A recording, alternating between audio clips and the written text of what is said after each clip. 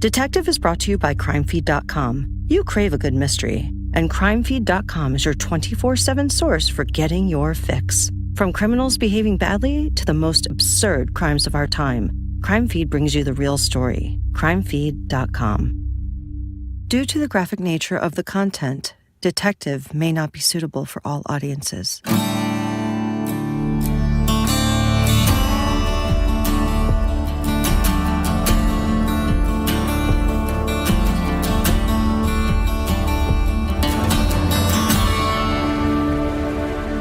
We made an arrest, a really violent arrest. We blew a door off with explosives and we'd stun grenades and the whole thing after a genuine bad guy. He's screaming at us, "I'm going to kill all you sons of bitches." And we got him on the ground and we're cuffing him. And there's this little kid standing in the staircase. He's shaking uncontrollably and he's wet his pants. If you listen to the first episode, you know that on this season of Detective, we're talking to retired homicide detective Lieutenant Joe Kenda. During his 23-year career in Colorado Springs, he solved 356 homicides. I'm Garnsey Sloan for Investigation Discovery, and this is Detective. True stories from behind the yellow tape, the ones you don't hear on TV. On this episode, Lieutenant Kenda talks about his toughest cases, those involving innocent children. And I said, "Come here, baby. Nobody's going to hurt you. Nobody's going to hurt you." And he put his arms around me.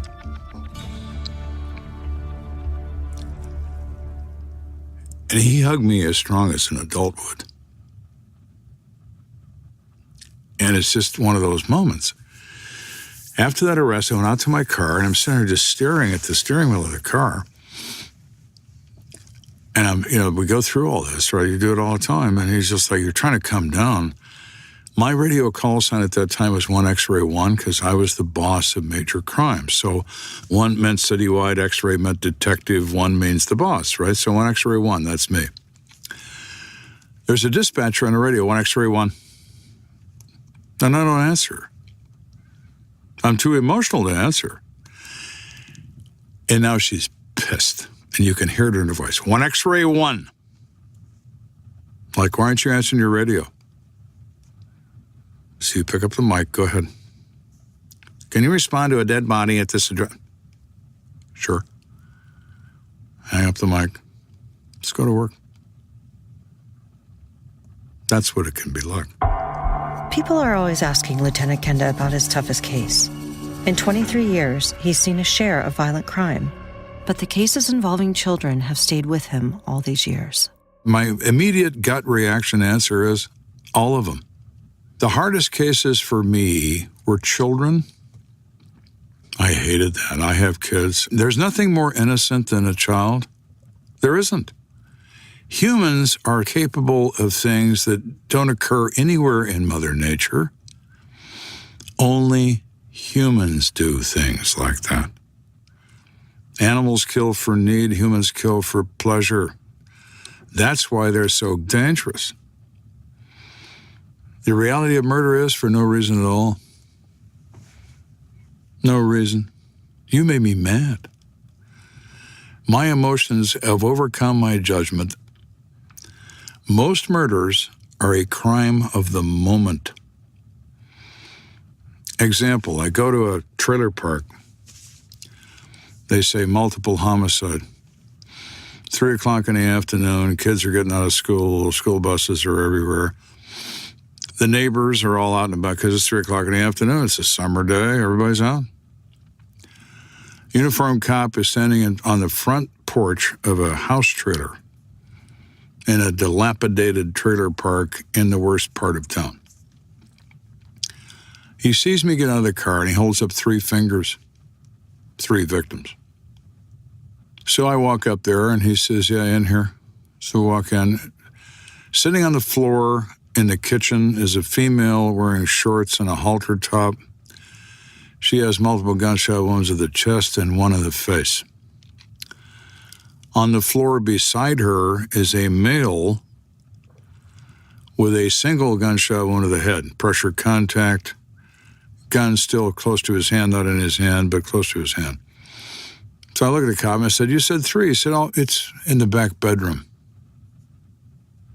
"Okay." He said, "It's a kid." And I'd been a cop a long time, and I just got that sick feeling. I didn't want to go down that hallway, but I went. There's a 5-year-old boy. He's wearing his Mickey Mouse pajamas. He's in a bed. He's got his stuffed animal up to his chest. And he has 4 contact gunshot wounds to the head. What could you possibly say or do at age 5 to warrant a violent death? Nothing. Nothing. His own father did that to him. Wrote the usual rambling note. He can't go on. Oh, life is so hard. Quotes the Bible, quotes he's going to take everybody to heaven with him. You think it's the same guy who writes all these notes. They all say the same thing. They even often say who not to invite to the funeral because they're particularly annoyed with somebody in the family. What a mess. You know, I saw that kid, and I still do, in those Mickey Mouse pajamas. So what's the toughest case? Children. Toughest one? All. Most bizarre? All. Having seen all of it. The worst? Every one of them. The absolute worst. Everyone involving a child. Lieutenant Kenda always talks about this story of familicide, and I ask him why. Why does this particular case still haunt him? The pajamas. My son had a pair of those. Lieutenant Kenda isn't always forthcoming about his emotions. This was a rare moment for him. Here he explains how a career as a detective can lead to a lifetime of PTSD, post-traumatic stress disorder, and how memories come back to haunt him at the moments he least expects. You build up armor around your emotions. You build up an armor shield around your heart that's made out of railroad steel. You have to.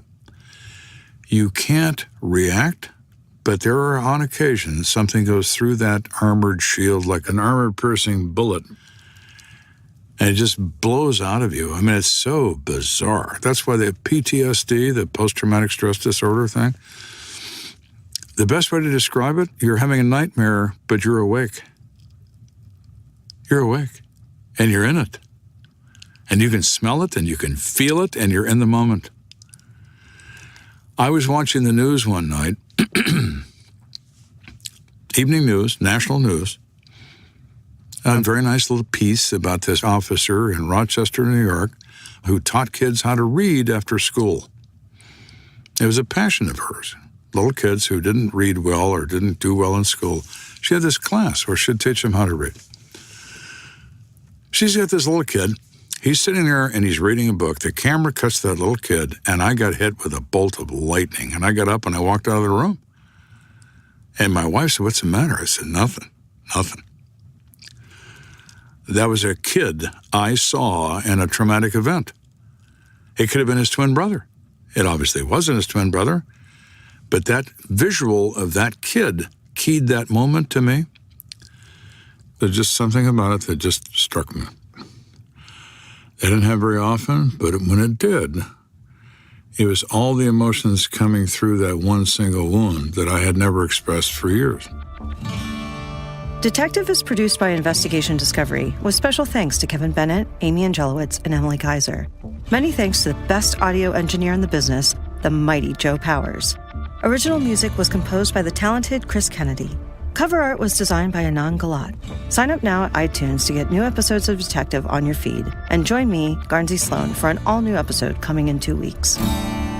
Next time on Detective. Murders are simple, people are simple, and as a result of that, there's only 3 motives for murder: money, sex, or revenge.